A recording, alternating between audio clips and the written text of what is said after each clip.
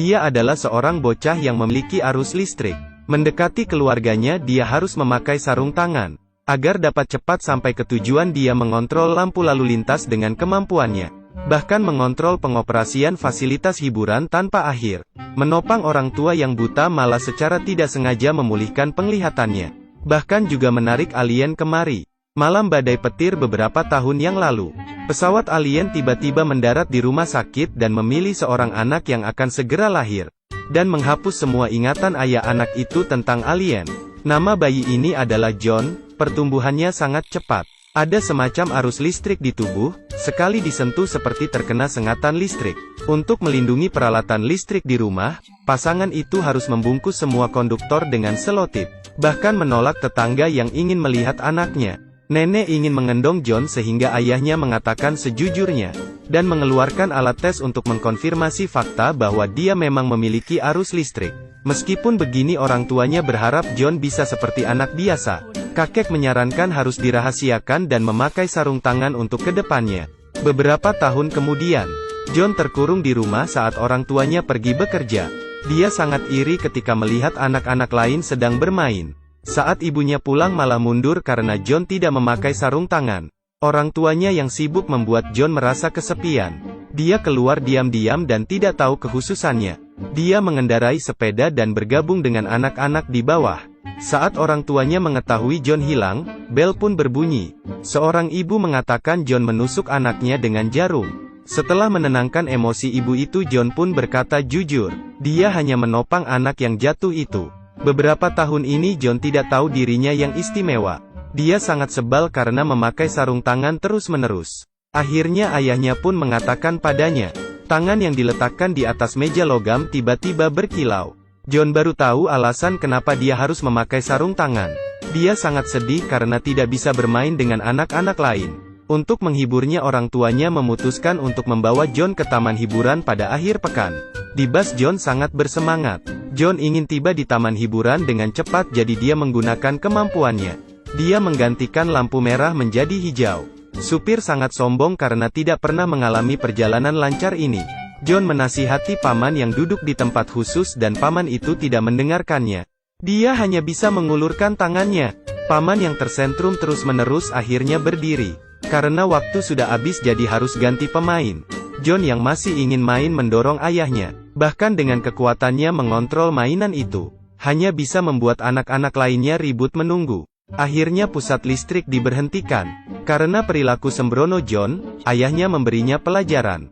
Bahkan memperingati John tidak boleh memakai kekuatannya jika sekolah. Hari pertama John bersalaman dengan guru dengan memakai sarung tangan. Temannya yang bernama Jenny menertawainya. Untung saja gurunya tidak mempermasalahkannya. Sepulang sekolah Jenny menahannya agar John membuka sarung tangan.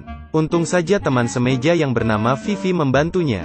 John meminta agar kakak kelas tidak mengganggu anjing. Tetapi mereka tidak mendengarkannya.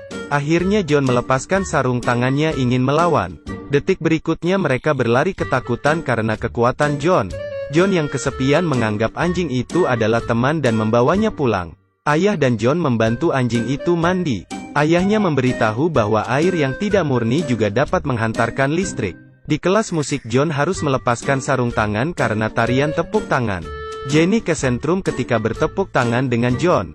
Jenny langsung melapor pada guru bahwa John sengaja melukainya. John dihukum karena tidak ingin mengaku. Untuk melampiaskan keluhan di hatinya John membunyikan bel pulang sekolah dengan cepat. Petugas juga bingung dihadapkan dengan pertanyaan banyak guru. Pelajaran renang John hanya bisa melarikan diri dan dibilang penakut. Karena air dalam kolam tidak murni.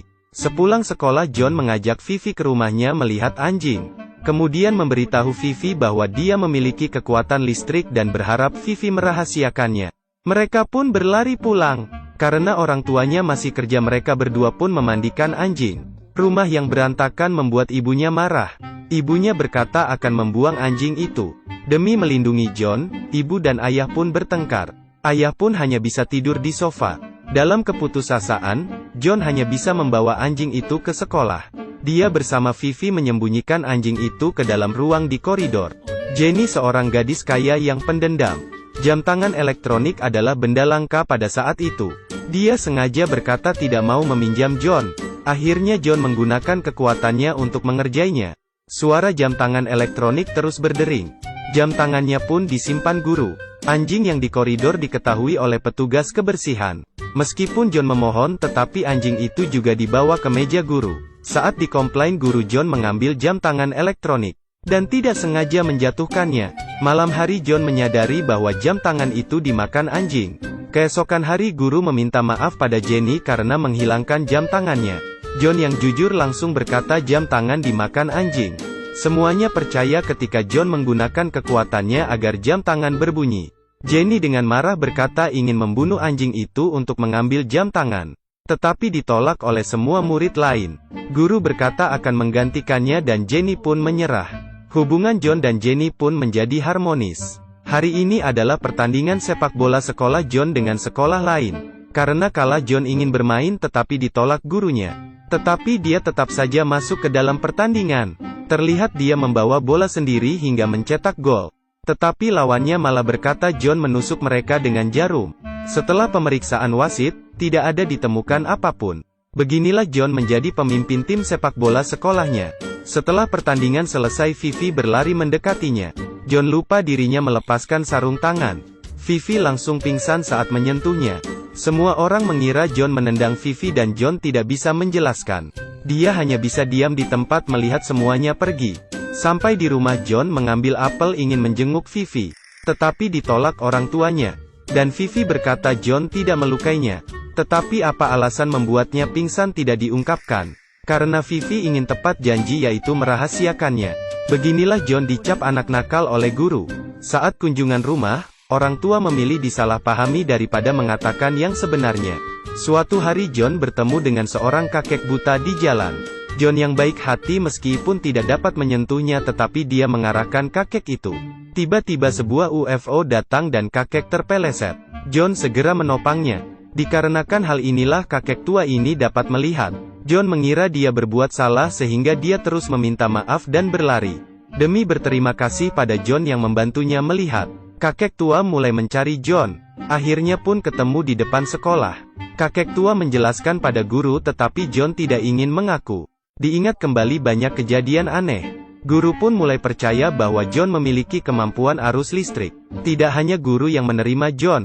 Semua murid pun ingin berteman dengannya. Suatu hari John bersama temannya pergi ke supermarket. Dia juga menggunakan kekuatannya untuk mengontrol mainan.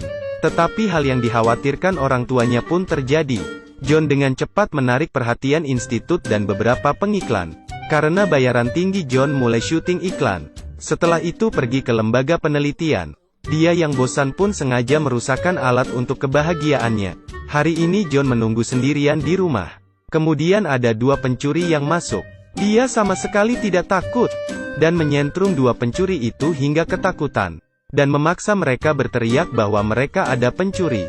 Kemudian polisi datang menangkap mereka. Karena keberaniannya John menjadi pahlawan kecil. Lembaga penelitian membiarkan dia tinggal di institut, dan juga mempekerjakan seorang guru khusus. Tetapi John tidak bahagia dan terus teringat kehidupannya di sekolah. Suatu hari temannya datang mencarinya. Tetapi ditolak oleh satpam. Dikatakan bahwa John adalah harta nasional jadi harus dijaga ketat. Akhirnya Vivi menulis surat dan diletakkan di kalung anjingnya. Anjing itu berlari mencari John. Mendengar suara anjing, John segera meminta izin ke toilet. Setelah membaca suratnya, dia segera menuju lokasi. Dengan bantuan temannya, dia menyelinap keluar. John memberitahu mereka hasil penelitian. Alasan John memiliki kekuatan listrik ada kemungkinan dengan UFO saat hari kelahirannya. Vivi berkata ayahnya pernah memberitahu bahwa hanya terlihat tembok raksasa jika dari semesta alam. Jadi mereka bisa memanggil alien di tembok raksasa. Bertanya pada mereka bisakah mengangkat kemampuan John. Akhirnya mereka naik sampai ke puncak. Terus memanggil alien sampai malam hari. Akhirnya John mulai menggunakan arus listrik menghadap langit. Sebuah UFO pun datang. Seorang alien mendekati John. Dia berkata John akan menjadi manusia super jika memiliki kekuatan ini. Tetapi John menolak dan ingin menjadi manusia biasa. Akhirnya alien pun mengambil kembali kekuatan itu. Dengan teriakan John, tubuh alien pun bersinar. Saat John sadar kembali, dia sudah berada di rumah sakit. Orang tuanya sadar bahwa John sudah kembali normal. Meskipun tidak memakai sarung tangan juga bisa menyentuh tangannya. Peneliti hanya bisa pergi karena tidak ada yang bisa diteliti lagi. Akhirnya John hidup dengan normal.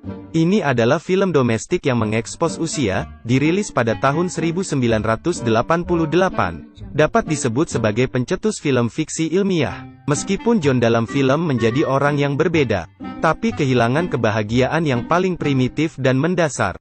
Dia menolak menjadi Superman, menolak untuk mengalami kesepian sendirian, dan memilih hidup normal yang bahagia. Apakah mau atau tidak melepaskannya? Melepaskan adalah mendapatkan. Hubungan orang tua dan teman lebih berharga dibanding yang lain.